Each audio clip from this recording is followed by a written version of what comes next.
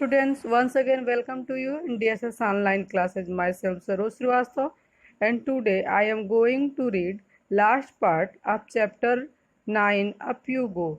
So let's start the chapter. A funny incident. 14 February 1984. It was evening. Khondo Nabi was feeling hungry. He did not have anything to eat. She jumped over the fence and got into a field. Students, fence means wall or hedge for enclosing animals. She quickly plucked two big cucumbers and came back. Just then a woman came from behind and hold her bag. She started saying something to Khondo Nabi in her own language. He could not understand what she was saying. Khondo Nabi was trying to explain in her Mizo language,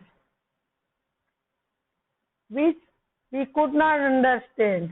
I tried to explain in Hindi, but neither of them could understand it. Finally, I folded my hand to say that we were sorry. By then our group had gone far ahead. It was already dark. I thought we had lost our way. Now we are really scared. We could not see anything even with our torches. I started sweating even though it was cold. I tightly held Khondo Nabi's hand. I called out loudly, "Where are you all? Can you hear me?" My voice echoed in the mountain. Students, echoed means the repeated sound. We both started to whistle loudly and flash our torches. Probably the group had noticed that we were missing. We heard some vessels at a distance. I understood the signal. We had each other's hand tightly and waited. Khondo Nabi felt that we should keep talking. We started singing a Mizo song loudly. After some time, we saw them coming towards us. At last, we were with the group again. Now, after reading these paragraphs, students, you give answer these questions. Tell.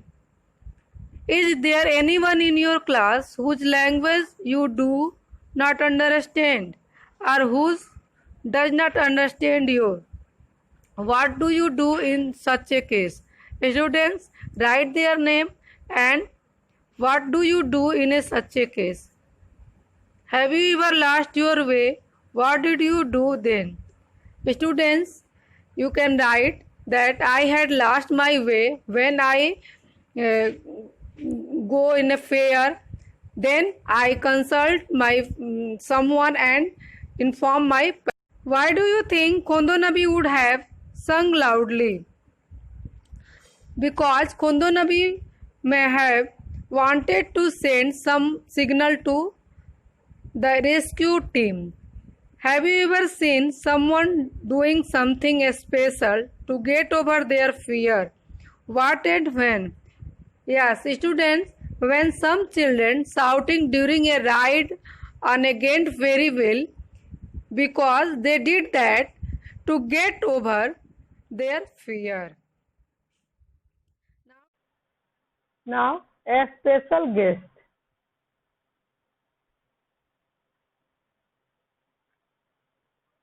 15 February 1984.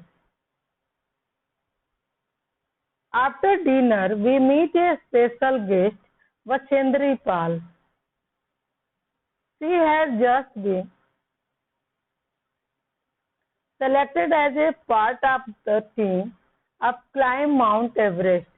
She had come to seek the blessing of Brigadier Gyan Singh. It was a happy evening. We were all singing. Vachendri also joined us in singing and dancing the famous Pahadi dance, Bedu Pako Bara Masa, Kafal Pako Chartiya, Meri Chaliya. At That time, we had no idea that Bachendri would become the first Indian woman to reach Mount Everest and create history. Now, 18th February 1984, camp in the snow. We are standing at a height of 2,134 meters. We had to spend the night here. Everyone was busy trying to put up the tent. We used double-layered plastic sheets for the tent and for the ground. The air between the layers would help to keep us warm.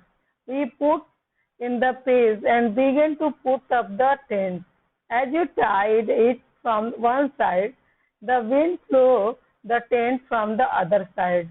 After quite a lot of pulling and tugging, students tugging means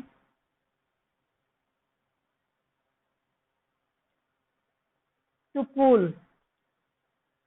We managed to get the tent up.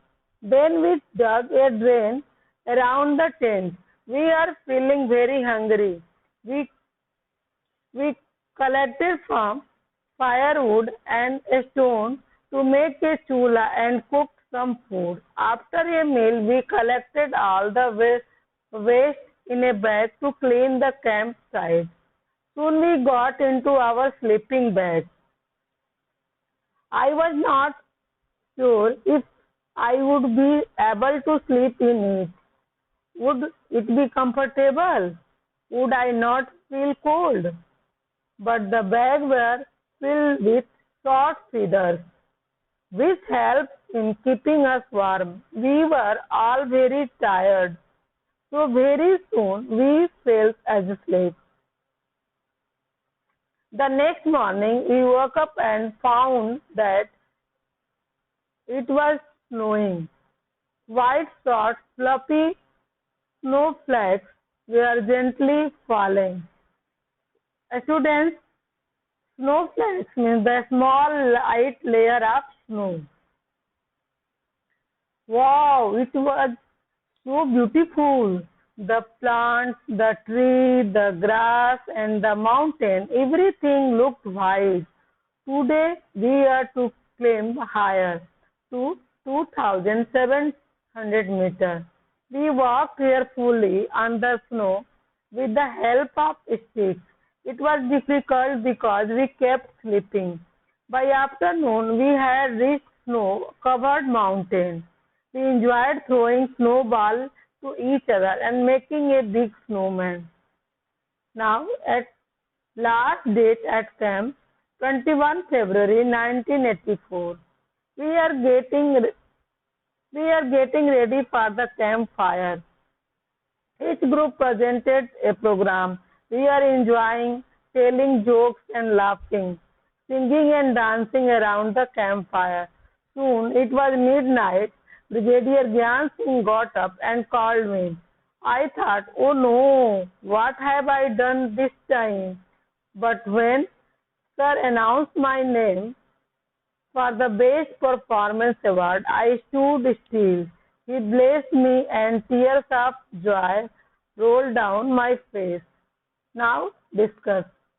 Students, you can reply this answer after reading this page.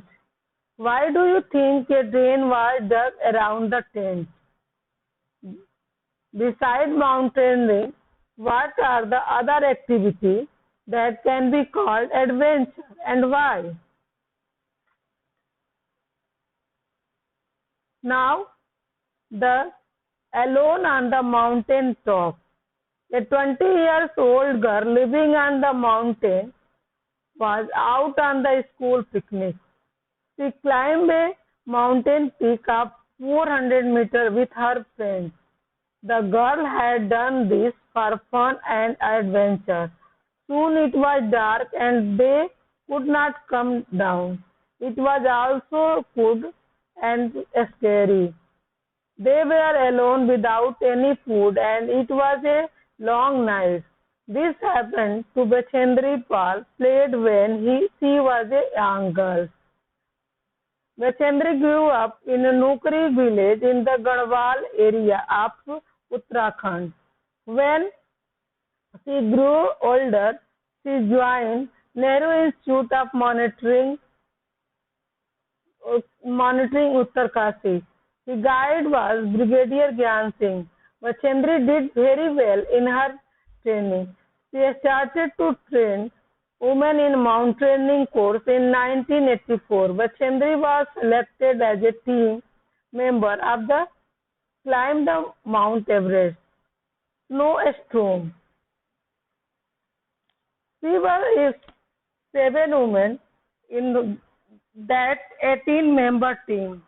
On the night of 15th May, the team was very tired after having reached a height of 7,300 meters.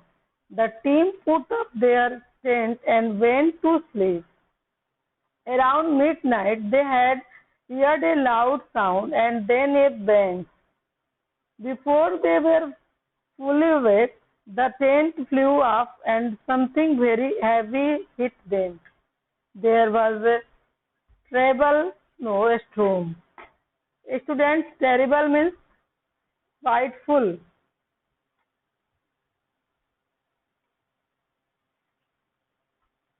Bachendri was almost buried under the snow and was hurt on the head.